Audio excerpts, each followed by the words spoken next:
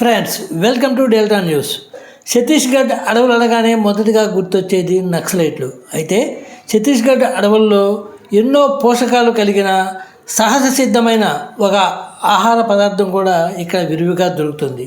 Friends, దీని గురించి తెలుసుకునే ముందు ఇప్పటి వరకు మీరు మా ఛానల్ను సబ్స్క్రైబ్ చేసి ఉండకపోతే వెంటనే సబ్స్క్రైబ్ చేసుకోండి. అలాగే వీడియో నచ్చితే లైక్ చేసి మా ఛానల్ ఫాలో అవ్వండి. ఫ్రెండ్స్, ఛత్తీస్గఢ్ ప్రాంతం సహజంగా దొరికే ట్రైబల్ ఆహారానికి పెట్టింది పేరు.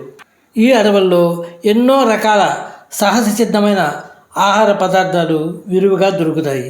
వాటిల్లో బోడా ఒకటి.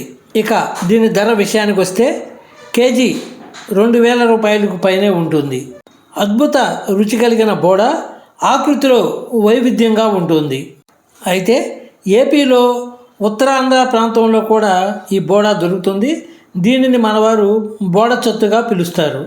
మనకు వర్షాకాలంలో పుట్టగొడుగులు ఎలా దొరుకుతాయో బోడా కూడా వర్షాకాలంలో మాత్రమే దొరుకుతుంది.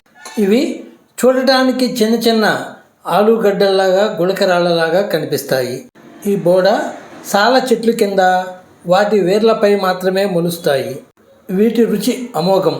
శనగపప్పు, నాటుకోడి మాంసం, బంగాళదుంప వంటి కాంబినేషన్లో వీటిని వండుకొని తింటారు.